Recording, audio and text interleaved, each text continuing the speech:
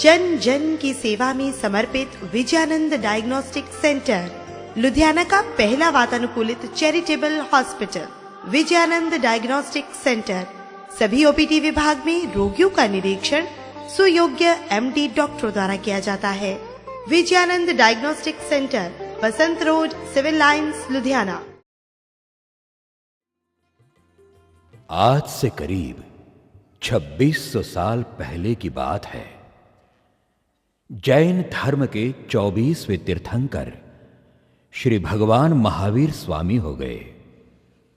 उस समय चंपापुरी नगरी में वसुमती नाम की एक राजकुमारी थी, जो आगे चलकर चंदनबाला के नाम से जानी गई। वह बचपन से ही भक्ति भाव के गुणों से सुसंस्कृत थी। कहते हैं कि राजा हो या रंक, उसे अपने कर्मों के हिसाब से सुख और दुख का सामना करना पड़ता है। ऐसे क्षणों में हम प्रभु को भूले नहीं तो प्रभु हमारी अवश्य सहायता करते हैं। ऐसी भाग्यवान चंदनबाला को भगवान की सहायता भी मिली और भगवंत महावीर स्वामी के दर्शन भी प्राप्त हुए। अंत में वह प्रभु के शरण में ही अपना शेष जीवन व्यतीत करती है। दीक्षा ग्रहण करने में सबसे प्रथम महिला चंदनबाला ही थी, जिसे वहां केवल ज्ञान प्राप्त हुआ था। तो आइए देखते हैं इसी सत्य घटना पर आधारित नृत्य नाटिका चंदनबाला।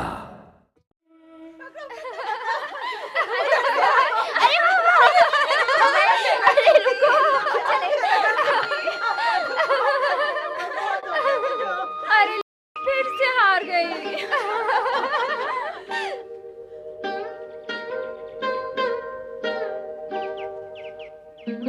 वसुमती, लो, मैं आज भी हार गई। तो क्या हुआ? हमारे हारने से हम में से अहंकार पिघलता है। मैं जीतने ही वाली थी, पर एक ऐसी भूल कर दी कि मैं हार गई। भूल समझने के लिए हार भी जरूरी है। बस उस समय हमें जागृति रखनी चाहिए। पर वो चारुलता हर समय मुझे हरा ही देती है। तुम हारे, वो तुम्हारे कर्म का फल है। कोई किसी के कर्म का फल भुगतता नहीं है। इसीलिए जैसा बीज वैसा फल। जैसा बीज वैसा फल? हाँ, हमारे किए हुए कर्म के अनुसार फल मिलता है। पर मैंने तो कुछ भी नहीं किया। आज नहीं किया, पूर्व जन्म में तो किया होगा ना। इसीलिए किसी भी व्यक्ति का कोई कसूर नहीं होता। जो भी है वो हमारी गलतियों का फल भुगत रहे हैं। जो होता है वो न्यायपूर्ण ही होता है। कभी भी किसी से भी अन्याय नहीं होता। जो हो रहा है वही न्याय है। ठीक है, मैं समझ गई। अच्छा, अब मैं चलती हूँ। पर वसुमती, तुम यहाँ अकेली बैठी हो तो तुम्हें अकेलापन नहीं लगता? मुझे कहीं भी अकेलापन नहीं लगता। मेरे प्रभु मेरी स्मृति के रूप में, आज्ञा के रूप में मेरे साथ है। प्रभु के सानिध्य में जो आनंद और तृप्ति मिलती है वो और कहाँ। मैं भी अकेली हो गई हूँ। वो कैसे? कोई भी मुझसे बात नहीं करता। क्यों? मेरा अभिमान और मेरा गुस्सा। फिर भी मैं भगवान से प्रार्थना करती हूँ कि सब मुझसे बात करें। उससे मुझे सुख शांति मिलेगी। तुम अधिक अपेक्षा रखती हो। तुम्हें अहंकार और क्रोध को तो छोड़ना नहीं है। तो प्रभु इसमें क्या करेंगे? मैं चाहे कुछ भी करूं, लेकिन मेरी प्रार्थना तो प्रभु जरूर सुनेंगे ना। ठीक कहा ना मैंने वसुमती? वासंती, मैं तुझे एक कहानी सुनाती हूँ, जरा ध्यान से सुनना। हाँ हाँ, सुना। मुझे कहानियाँ सुनना अच्छा लगता है। एक नदी के किनारे एक छोटे मुंह वाले मटके में खट्टे मीठे बेर थे। इतने में कहीं से एक बंदर वहां आ गया। उसने मटके में देखा कि वाह भाई वाह, इसमें तो खट्टे मीठे बेर है। उस बेर को खाने के लिए बंदर ने उस छोटे मुंह वाले मटके में हाथ डाल दिया और मुट्ठी भर के बेर ले लिए। फिर मटके से हाथ बाहर निकालने लगा तो हाथ तो बाहर आता ही नहीं था। उसके लिए बहुत प्रयत्न किया, भारी मेहनत की, लेकिन नतीजा कुछ नहीं आया। अब वो बंदर करे तो क्या करे? क्या करे क्या? मुट्ठी खोलकर बंदर को हाथ बाहर ले लेना चाहिए। अरे वाह, ऐसे कैसे मुट्ठी खोल दे? फिर बेर कैसे मिल सकते हैं? वसुमती, क्या तुम भी? उस बंदर को अपना हाथ सही सलामत पाना हो तो बेर को तो छोड़ देना चाहिए ना। ऐसे ही सुख और शांति पानी हो तो क्रोध और अहंकार छोड़ देने चाहिए। वसुमती, आज तक किसी ने मुझे ऐसा सही ज्ञान नहीं दिया। तुम महान हो वसुमती, सचमुच महान हो। वासंती, मैं अभी दरबार में जाती हूँ। कल फिर से यही मिलेंगे ना? ठीक है।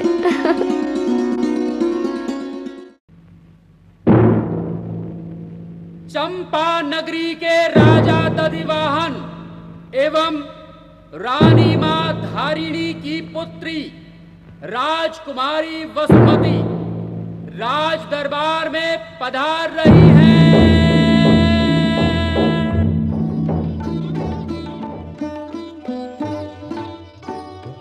आओ राजकुमारी, आओ। आओ बेटी वसुमती, आओ। अरे, मेरी बेटी के मुख पर आज उदासी क्यों छाई है? हाँ हाँ, बोलो बेटी, तुम्हारी उदासी का क्या कारण है? माँ, मैंने रात के अंतिम प्रहर में एक डरावना सा सपना देखा था। क्या देखा सपने में वसुमती? पिताजी, मैंने देखा कि चंपा नगरी घोर कष्टों से घिरी हुई है और चारों ओर लूटमार हो रही है। ना बेटी ना, रोना नहीं, शांत हो जा मेरी बेटी, शांत हो जा। अरे वसुमती, सपने कभी सच भी होते हैं क्या? बाकी सच तो यह है कि चंपा नगरी कोई भी कष्टों से घिरी नहीं है और ना ही कोई लूटमार हो रही है। बस सर्वत्र शांति ही शांति है। तुम चिंता मुक्त हो जाओ और सपने को भूल जाओ। महाराज की जय हो, महाराज की जय हो। कहिए सेनापति जी, क्या संदेश लाए हो? महाराज, अनर्थ हो गया। सेनापति जी, क्या अनर्थ हो गया? बताओ भी। कौशाम्बी नगरी ने हमारे राज्य पर आक्रमण कर दिया है। नहीं, नहीं। शांत हो जाओ, शांत हो जाओ। जाओ, सेना को युद्ध के लिए तैयार करो। जी महाराज। देखा ना, मेरी बेटी ठीक ही कहती थी, उसका सपना सच निकला। मेरी बेटी तो सामान्य मनुष्य से परे है, एक धर्मिष्ठ आत्मा है। पर अब क्या होगा, क्या होगा? एक क्षत्रिय नारी की आंखों में आंसू शोभा नहीं देते। धीर धरिए, मैं भी युद्ध भूमि पर जाता हूं ताकि चंपा नगरी की सेना कौशाम्बी की सेना से डटकर मुकाबला कर सके। प्राणनाथ, प्राणनाथ।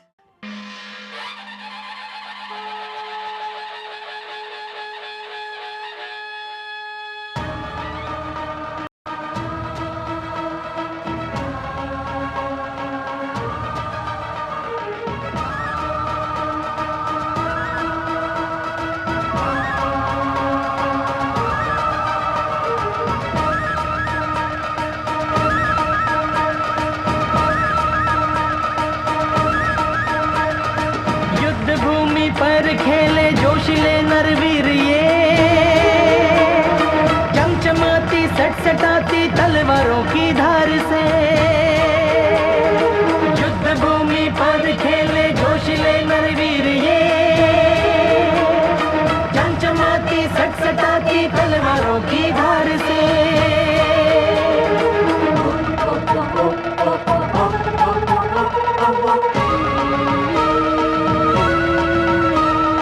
कौशाम्बी की सेना ने चंपा पर धावा बोल दिया।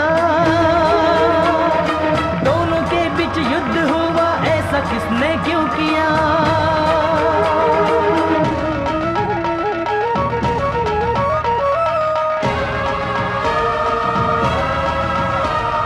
भागे चारों ओर मानो जान बचाने आज ये,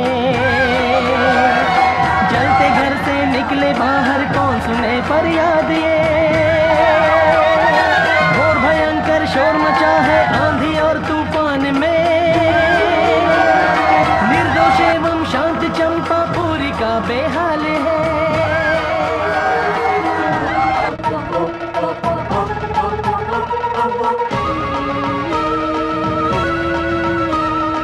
उछले गोले तोप के बारूद भरे अंगार के,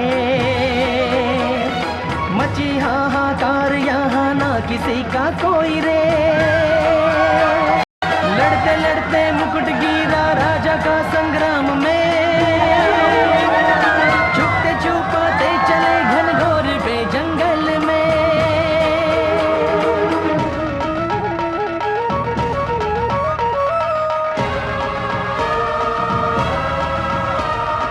सेना हुई तहस नहस राजा की इस हार से, लुट गया सारा जहां अब कौन पुकारे प्यार से। युद्ध भूमि पर खेले जोशिले नरवीर ये, चमचमाती सटसटाती तलवारों की धार से। युद्ध भूमि पर खेले जोशिले नरवीर ये, चमचमाती सटसटाती तलवारों की धार से।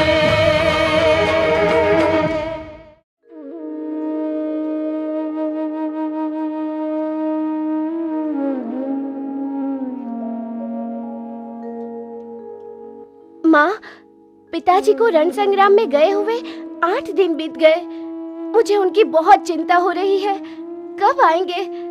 अंदेशा है कि 1-2 दिन में जरूर आ जाएंगे। बेटी वसुमती, तुम अस्वस्थ हो गई हो, जाओ जाकर आराम कर लो। नहीं माँ, मैं आपके साथ रहूंगी। अरे मेरी बच्ची, मेरी बच्ची।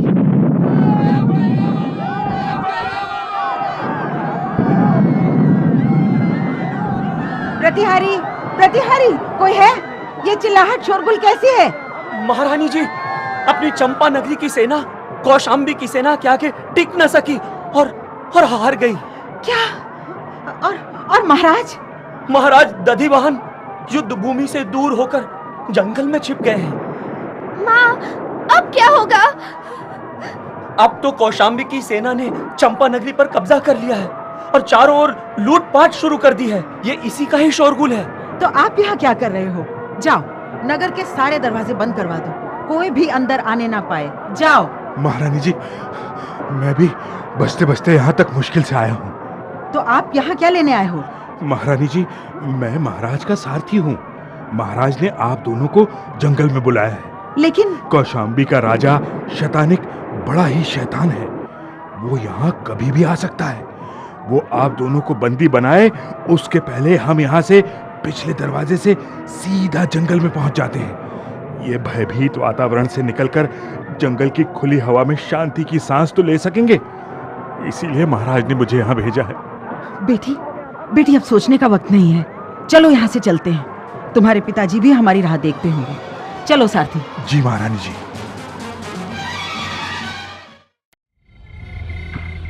सारथी, आप हमें इस घने जंगल में ले आए, पर महाराज कहीं दिखाई नहीं देते। कहाँ है वो?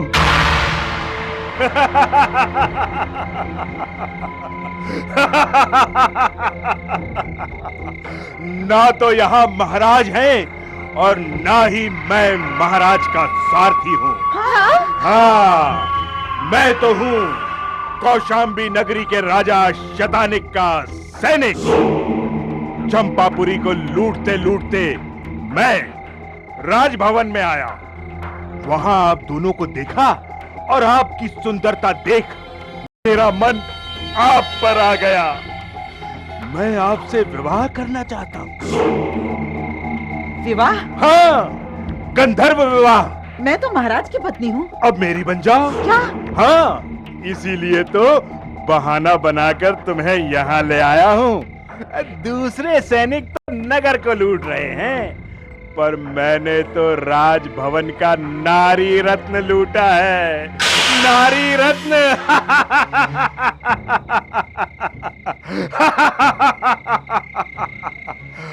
जो सुख का आनंद राजा महाराजा लेते हैं, वो सुख का आनंद आज एक सैनिक लेगा।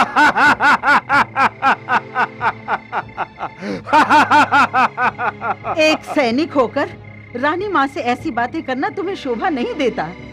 विवाह की उम्र की मेरी बेटी वसुमती है और तुम मुझसे। मुझे तुम्हारी बेटी से कोई मतलब नहीं। बेटी को बेटी ही रहने दो। मैं तो तुम्हें मेरी पत्नी के रूप में देखना चाहता हूँ। तुम वीर हो तो युद्ध भूमि पर अपनी वीरता दिखाओ। यहाँ इस घोर जंगल में निसहाय निराधार नारी पर वीरता नहीं, अपनी कायरता का प्रदर्शन कर रहे हो तुम। जाओ जाओ, हमारा रक्षण करके क्षत्रियों का मान बढ़ाओ, अपना क्षत्रिय धर्म निभाओ और हमें चंपा नगरी पहुंचा दो। ये मधुर मिलन की घड़ियों में कहाँ जाने की बात करती हो? तुम्हें तो आना है, मेरे पास आना है। देखो, महाराज हमें ढूंढते हुए यहाँ पहुँचे, उसके पहले तुम्हें अपनी जान प्यारी है तो यहाँ से भाग जाओ। भाग जाओ नहीं, हम भागेंगे। चुप कर नराधम। तेरे ये नापाक हाथ मेरे शरीर तक पहुँचे उसके पहले मैं मृत्यु को गले लगाऊंगी। मरना इतना आसान नहीं है। अरे नामर्द, मौत को तो हम हथेली में लेकर घूमते हैं। देख देख, तेरी आंखों के सामने ही मैं अपनी देह का त्याग करती हूँ। देख।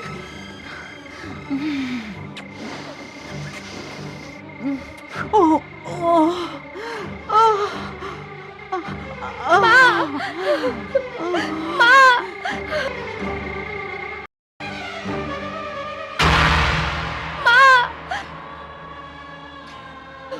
बेटी, बेटी वसुमती, रोना नहीं, रोना नहीं। प्रभु का नाम स्मरण करो। मैंने सारा जीवन संसार के व्यवहार कार्य में बिता दिया। जब समय आया तब किनारे आकर मेरी नैया डूब गई। पर एक बात की खुशी है, मैंने अपना धर्म निभाया। मैंने शील व्रत का भंग नहीं होने दिया बेटी। ऐसे ही तुम भी अपना धर्म निभाना, तुम भी अपना धर्म निभाना। बस इस क्षण मैं अपने प्रभु का स्मरण करती हूँ। मुझे उनका सानिध्य रहे, ऐसी प्रार्थना। माँ, चत्तारि शरणं पवजामि,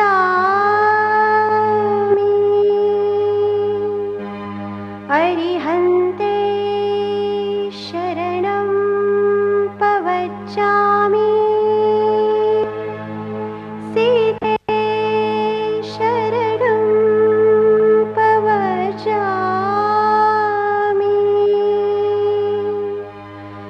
साहू शरणं पवजामि,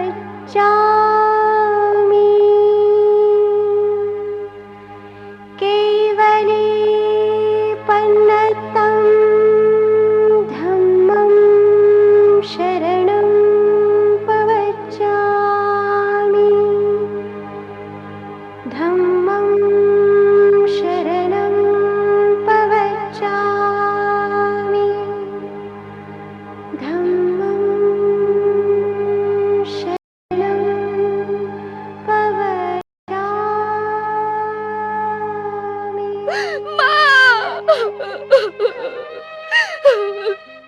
ये क्या किया आपने माँ? एक दुष्ट के कारण अपने प्राण त्याग दिए।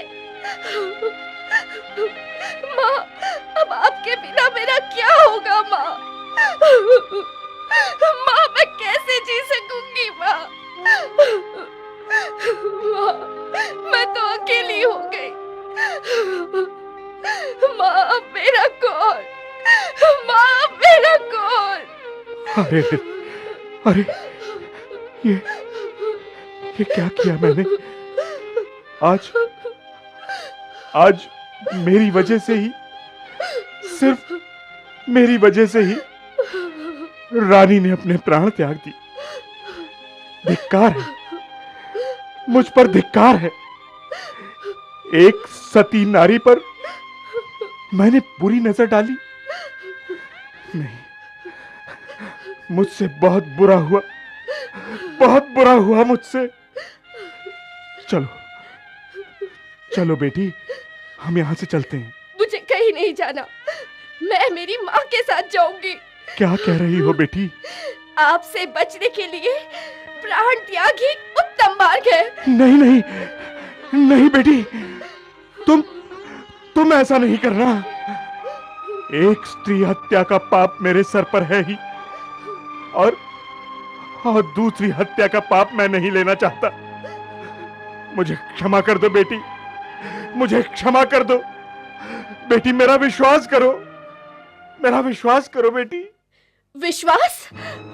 और तुम पर?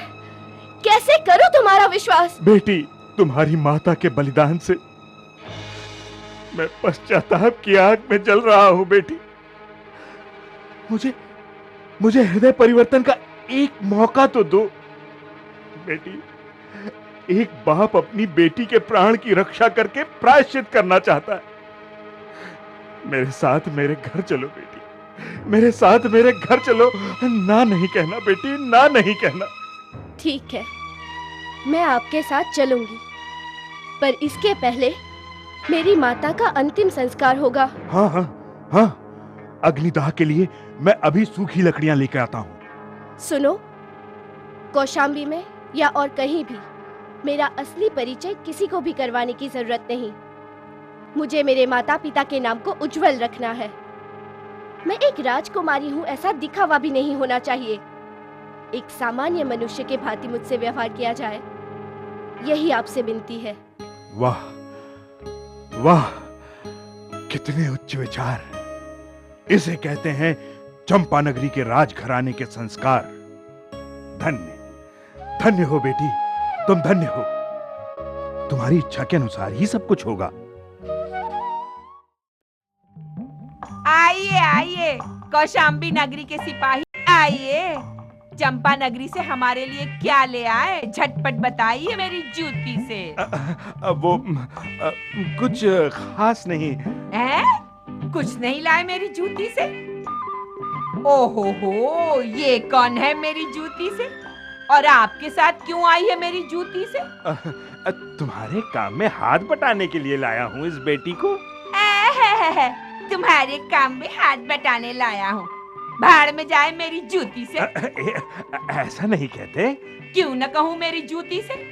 कौशाम्बी के जितने भी सिपाही चंपा नगरी गए थे, वे सब माला माल होकर आए हैं, और आप क्या लाए हैं? मेरे जी का जंजाल।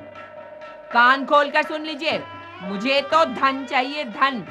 मुझे इसकी कोई आवश्यकता नहीं है मेरी जूती से। हाँ, अब धन कहाँ से लाऊं? इसे बेचकर। इसे बेचकर? हाँ, इसे नारी बाजार में बेचकर 1 लाख स्वर्ण मुद्रा ले आइए, तो मैं मानूं कि मेरा बांका सिपाही मेरे लिए बहुत कुछ ले आया मेरी जूती से। कैसी बहकी बहकी बातें कर रही हो। ये हीरे जैसी बेटी की ओर देख तो सही, कितनी प्यारी और मासूम बिटिया है। नहीं नहीं नहीं, ऐसा नहीं हो सकता। ऐसा ही होगा मेरी जूती से। तुम्हारा ये चक्कर वक्कर अब मुझ पर नहीं चलेगा। भले ही तुम समझो मुझे घन चक्कर, लेकिन मेरे लिए चलाओ केवल धन का चक्कर। कह देती हूँ मेरी जूती से। हाँ, मैंने इतने पाप किए हैं कि। और एक पाप मेरी जूती से, और तुम्हारे पाप पुण्य से मुझे क्या लेना देना। मैं तो आम से मतलब रखती हूँ, गुठली से नहीं, मेरी जूती से। आम छोड़ो और इसको गृह प्रवेश कराओ। खबरदार, मैं तुम्हें खबरदार करती हूँ। अगर तुमने कहा नहीं माना तो मैं राजा को सब बता दूंगी मेरी जूती से। हाँ, नहीं नहीं, ऐसा कुछ नहीं करना माताजी, नहीं तो अनर्थ हो जाएगा। मेरा अनर्थ हो गया, उसका क्या मेरी जूती से? मेरी वजह से आपको कष्ट हुआ है तो मुझे क्षमा कीजिए। पिताजी, माताजी की इच्छा पूरी कीजिए। चलिए पिताजी, हमारे लिए एक एक क्षण अमूल्य है।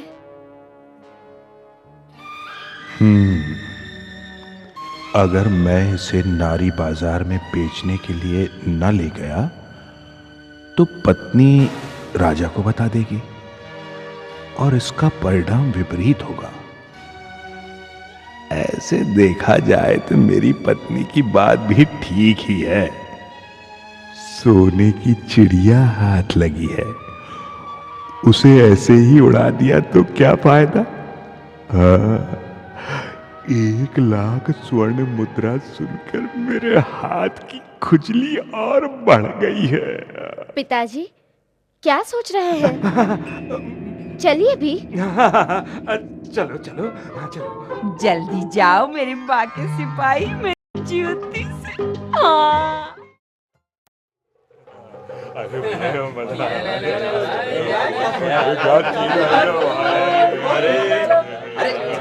अरे भाई, बाजार तो खुल गया है। हाँ भाई, बाजार तो खुल गया है, रौनक है भाई। अरे तो फिर कोई चमक दमक नहीं है? हाँ, चमक दमक तो नहीं दिखाई दे रही है। क्यों भाई आया? क्या बात है? चबूतरा बड़ा सूना लग रहा है। हाँ, बिना नारी का ये चबूतरा सूना नहीं होना चाहिए। हाँ भाई, हाँ, सही कह रहे हो, सही कह रहे हो। सूना नहीं होना चाहिए। अरे हाँ, अरे भले मानस, इस चबूतरे पर खड़ी रख सके ऐसी मूल्यवान कोई वस्तु भी होनी चाहिए। अरे इस दास बाजार की रौनक ही नारी है, इसीलिए लोग इसे दास बाजार के बदले नारी बाजार ही कहते हैं। सही कह रहे हो भैया, सही कह रहे हो। हाँ, सही कह रहे हो भाई। नारी की नीलामी हो, बोली बोली जाए, ये सब मुझे बहुत अच्छा लगता है। अरे अरे, मुझे भी अच्छा लगता है, मुझे भी अच्छा लगता है। पिताजी, ये कितनी अजीब जगह है। यहाँ तो मेरा जी घबरा रहा है। मुझे और कहीं चलिए। बेटी, यही तो दास बाजार है, जहाँ गुलामों की बिक्री और खरीदारी होती है। तुम्हारी माताजी को 1 लाख स्वर्ण मुद्रा दिलवाने का वादा किया है। वो मैं तुम्हारे लिए बात करके आता हूँ। हाँ,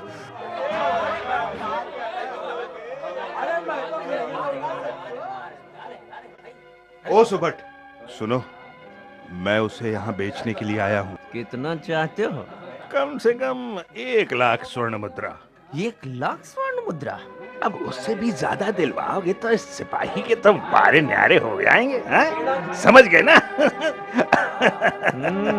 आ जाओ, आ जाओ, आओ।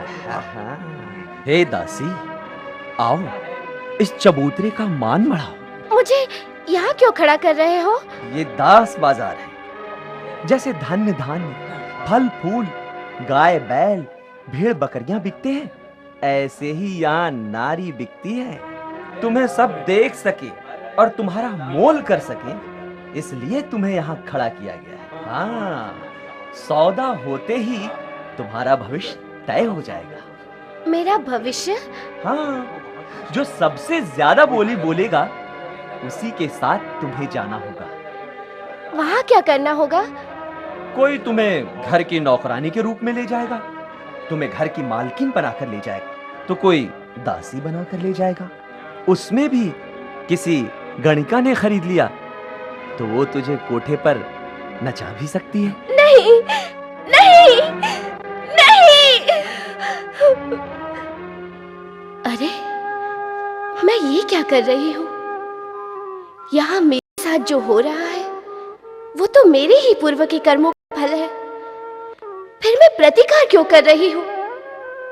मुझे तो मेरा हिसाब चुकाना है। ये सभी तो निमित्त मात्र है, इनका कोई दोष नहीं है, तो इनके प्रति घृणा क्यों?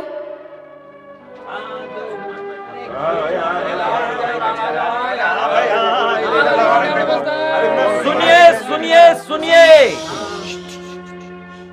एक सुंदर कन्या दासी बनकर आज इस दास बाजार में बिकने के लिए आई है। जरा इसे गौर से देखिए और इसका मोल लगाइए। मानो स्वर्ग की अप्सरा है। ये कोमलता, ये नाजुकता। सुनिए, तो बोली शुरू करते हैं। देखते हैं ये सुगंधी कली का किसे सौभाग्य प्राप्त होता है। तो मोल लगाइए। 10,000 एक स्वर्ण मुद्रा। आगे बढ़ो। भाई 15,000 एक स्वर्ण मुद्रा। 20,000 एक सुवर्ण मुद्रा। रुको रुको रुको, 25,000 एक सुवर्ण मुद्रा। 30,000 एक स्वर्ण मुद्रा। 40,000 एक स्वर्ण मुद्रा। 51,000 एक स्वर्ण मुद्रा।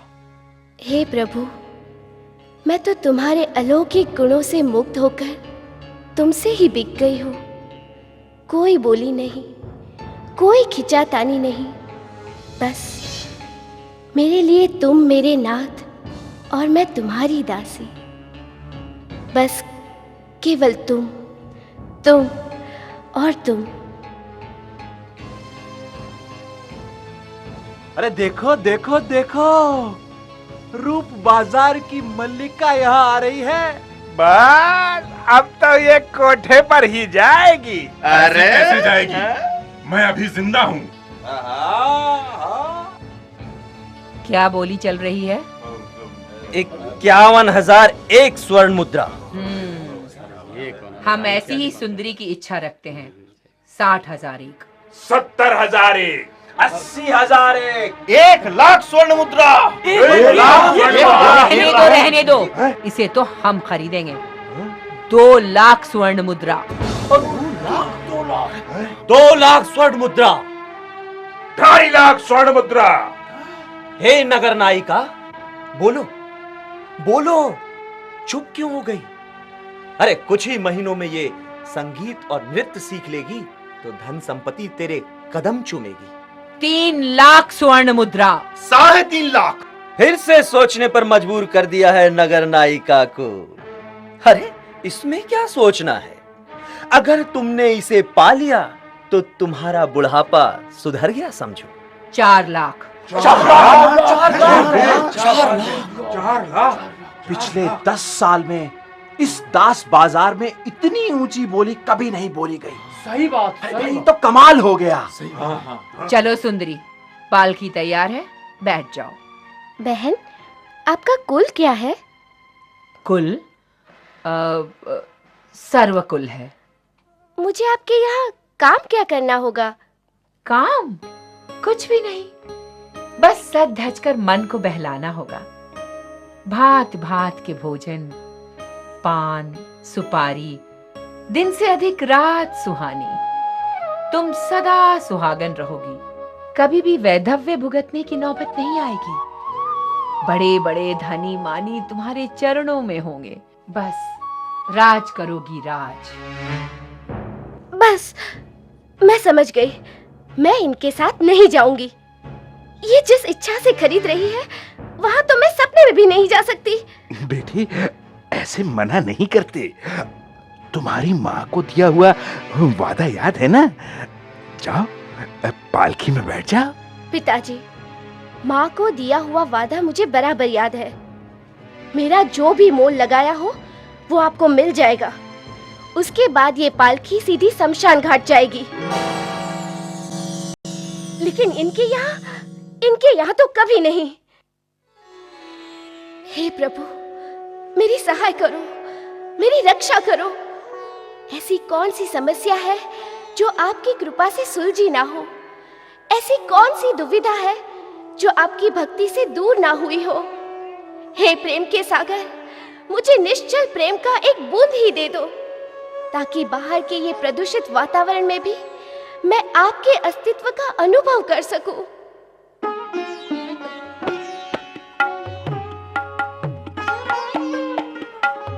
आइए आइए सेठ जी, आइए आइए, पधारिए सेठ जी, आइए आइए। धनावा सेठ सदगृहस्थ होकर भी नारी बाजार में। भाई बताओ क्या बात है? ये तो अजीब बात है। आइए आइए सेठ जी, आप भी मोल कीजिए और इस कन्या का उद्धार कीजिए। नगर नायिका इसको ले जाने की तैयारी में ही है। उसने 4,00,000 स्वर्ण मुद्रा का मोल किया है। ओह, ये तो पवित्र कन्या लगती है। अवश्य कोई कर्माधीन होकर उत्तम कुल की कन्या यहां आ गई है। उसकी झुकी हुई आंखों में लज्जा, शर्म और शांति की अनुभूति हो रही है। इसका तेजस्वी मुखारविंद मन को शांति प्रदान करता है, इतनी प्रदूषित ध्वनि में भी स्वस्थ है। क्या यह पवित्र फूल गणिका के यहां जाएगा? मंदिर की देवी जैसी कन्या गणिका के यहां खो जाएगी? नहीं नहीं नहीं, मेरी इतनी सारी संपत्ति किस काम की जो एक कुलवान कन्या का रक्षण न कर सके। मैं ये देखकर अनजान नहीं हो सकता। हे प्रभु, तेरी असीम कृपा है। एक घोर पाप को रोकने का मुझे मौका दिया, इसमें भी मेरे प्रभु का कोई संकेत है। 4 लाख। 4 लाख स्वर्ण मुद्रा 1, 4 लाख स्वर्ण मुद्रा 2, 4 लाख स्वर्ण मुद्रा 5 लाख स्वर्ण मुद्रा।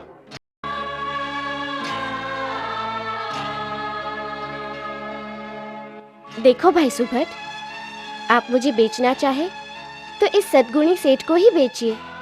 मेरी मर्जी विरुद्ध मुझे और कहीं बेचना भी नहीं। मुझे खरीदने वाले का कुलाचा और धर्म जाने बिना मैं उनके वहां जाने के लिए तैयार ही नहीं। हे प्रभु, तुमने फिर से एक बार अपनी प्रतीति करवाई कि तुम हो। तुम मेरा हर तरह से जतन करते हो। तुम दिखते नहीं, फिर भी किसी न किसी रूप में और किसी भी क्षण में मेरी सहायता करते ही हो। मेरे नेत्र तुम्हें देख नहीं सकते, लेकिन तुम्हारा अस्तित्व तो मुझ में समाया हुआ है। इसीलिए तुम मेरे रक्षक बनकर कोई भी स्वरूप में प्रकट होते हो। मुनीम जी। जी सेठ जी। इन्हें 5 लाख स्वर्ण मुद्राएं दे दीजिए।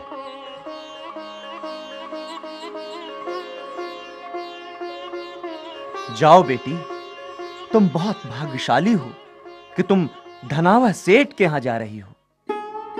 बेटी, अब तुम भय रहित हो। अब तुम चैन की सांस ले सकती हो। तुम गणिका के यहां जाओ, ये मुझे ठीक नहीं लगा। इसीलिए मैंने तुम्हें पुत्री के रूप में खरीदा है। हमारे यहां सर्व प्रकार की रिद्धि सिद्धि में एक कमी थी, तो वो भी दूर हो गई। मैं आपका उपकार कभी नहीं भूलूंगी। ना बेटी ना, इसमें उपकार कैसा? तुम्हारे जैसी शांत और सौम्य संतान का पिता बनने का अवसर मिला, इसका मुझे संतोष और आनंद है। सेठ जी, आप मुझसे किस प्रकार का काम करवाएंगे? बेटी, मैं वितराग भगवान का उपासक हूं। सदाचार मेरे घर का श्रृंगार है। अपने घर आया हुआ कोई भी अतिथि खाली हाथ न लौटे, यही काम करना है तुम्हें।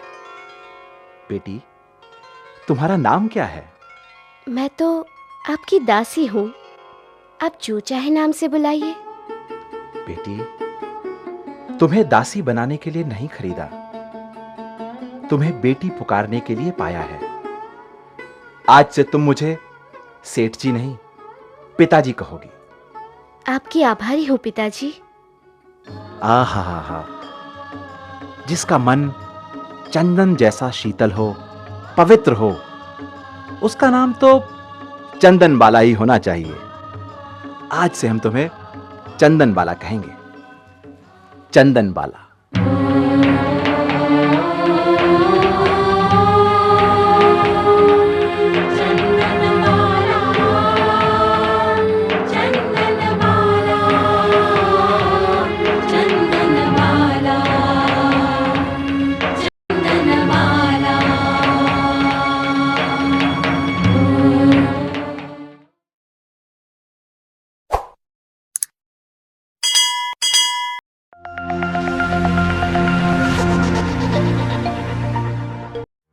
जन जन की सेवा में समर्पित विजयानंद डायग्नोस्टिक सेंटर, लुधियाना का पहला वातानुकूलित charitable hospital. Vijayanand diagnostic centre सभी ओपीडी विभाग में रोगियों का निरीक्षण सुयोग्य एमडी डॉक्टरों द्वारा किया जाता है। विजयानंद डायग्नोस्टिक सेंटर, बसंत रोड, सिविल लाइंस, लुधियाना।